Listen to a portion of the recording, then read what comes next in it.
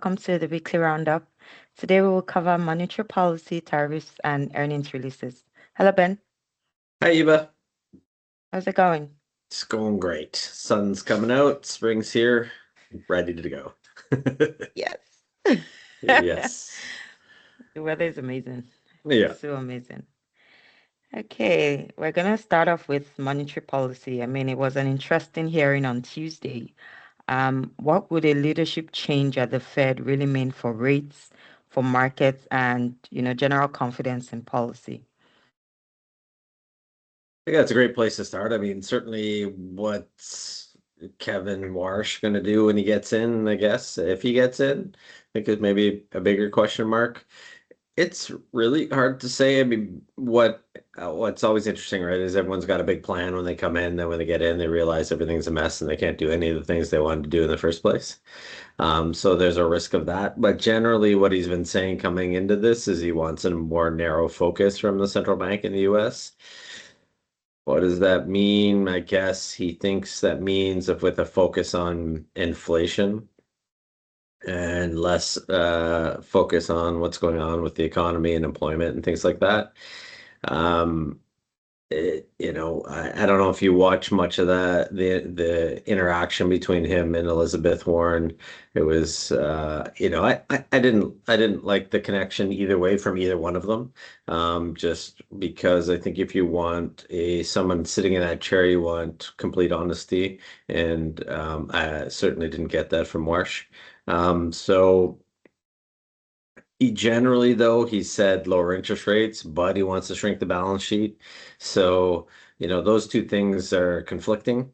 You want to lower interest rates to make the economy better, but you also want to shrink the balance sheet, so it's going to make less money supply. So I think those two things offset each other. And so I think we'll have to wait and see what happens. But generally, I would say the likelihood of rates going down is quite high if he gets in. And then as for global liquidity, and that's something we track quite closely. Yeah, I think the verdict is out until he's got there. But certainly it would be a different type of leadership. Probably not as much information as Powell gives in his meetings, and maybe not as much forward guidance. So certainly it would be a change of tone and something we need to pay attention to as we move ahead. Okay. Another interesting thing, the tariff refund portal opens on Monday. If refunds do start flowing, will the businesses keep the benefits or will consumers actually feel it through lower prices? I mean, do we get a share? Probably not.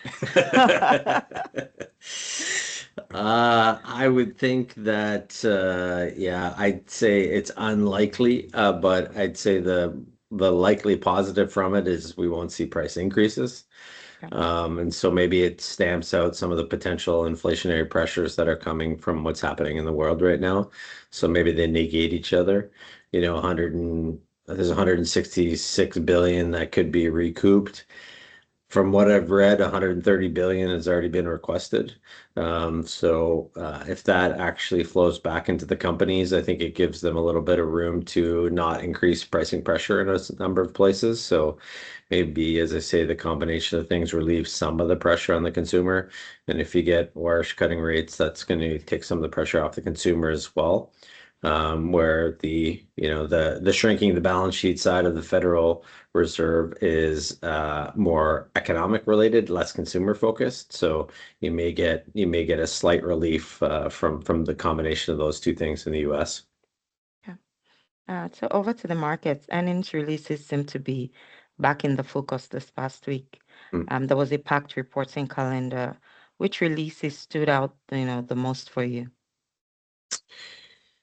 Yeah, so I think that the continued focus is on AI. And so if you listen to any of the releases, that's what it's about. We had Amazon come out and say they put 25 billion in to their relationship with Anthropic, I believe. And then we had Apple discuss their continued investment, and Microsoft has committed to another 18 billion. So, I think the biggest standout is there is a tremendous amount of focus on that. And as I look at this and think about this, AI will play a major role in these corporations. And if you think about the jobs that it's impacting first, it's really those big tech companies. And the AI companies themselves have gone from build, build, build. But now, because the system's so smart, they don't actually need all those people. So they're starting to lay off people. So I heard something today when I was listening to a podcast just around AI, and they said last year was the first year, I guess, that information put out into the world, AI produced as much as humans. And by 2028, AI will has produced as much information as all of history from humans. So just the pace of evolution in I think, is continues to be what I see in these quarterlies. United Healthcare, which is a stock we own, they had good earnings yesterday, and so that was a positive. The stock moved up nicely, and Intel's releasing earnings tonight, which we'll pay attention to. But really, from the quarterly calls, so much attention is going towards AI and something that I think is going to materially change a lot of businesses. And I think, we talked about this a few times where this is probably going to help margins, but the offset is it's going to increase unemployment. So where's the benefit? Where do you want to have exposure to it? And I think that is still the biggest theme over the next 2 years. Yeah. Let's see the charts.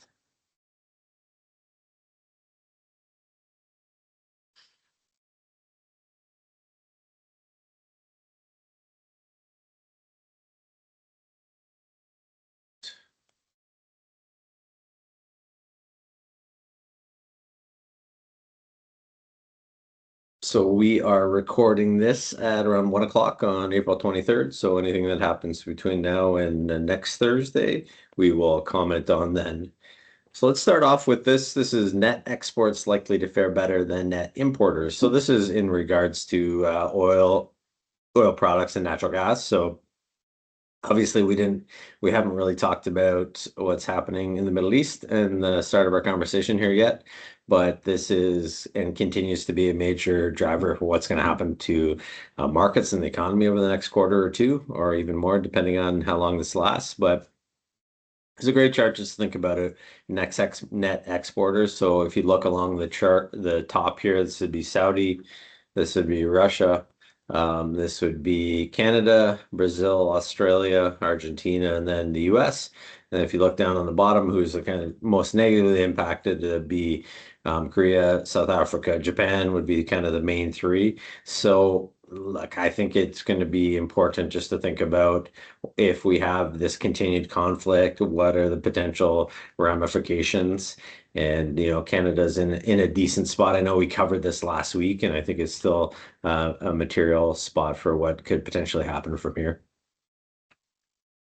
Next one is China exports new passenger cars, and China exports new passenger cars with the electric and the hybrid.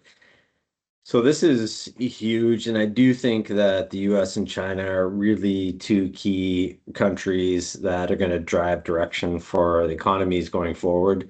I think this is a great chart just to see how much of a material role and the pace at which this is changing. So on the left-hand side, this is plug-in, which is the pink line, so plug-in hybrid. So that would be cars that are both electric and gas, and then just the pure electric. And I think when I look at this, this is effectively a business that didn't exist in 2018 to the pace of the millions of cars that are going out every year now from China.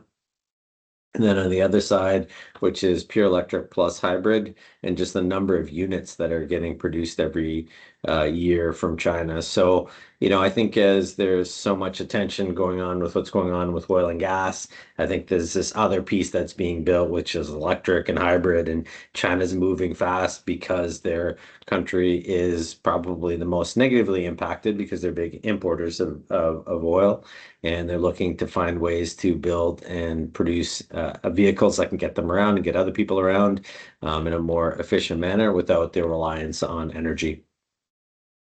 And the last one on China, I know we talked about China a little bit over the last couple of meetings, and certainly from the year to date perspective, I had a view that I think China can do quite well over the next 6 to 18 months. And so these are some charts that I pay attention to. So China nominal GDP composition by sector.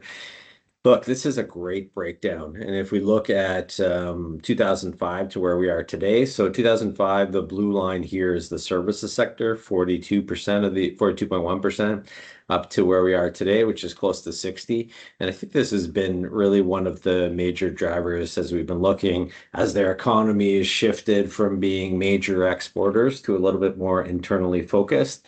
And this is a chart that shows you that materially. So manufacturing is the blue, or sorry, is the pink line here. So 32 to 24. And the other sectors, ag, construction, and mining, haven't changed too much, but it's really been services that's been the material change. So there's a lot of areas and companies out there that I think are attractive from an investment perspective. And this is just a view on how the Chinese economy has been evolving and something that I think we will need to continue to monitor because it's a major growth story for the next probably decade or more. As always, the opinions expressed do not necessarily reflect those of National Bank Financial.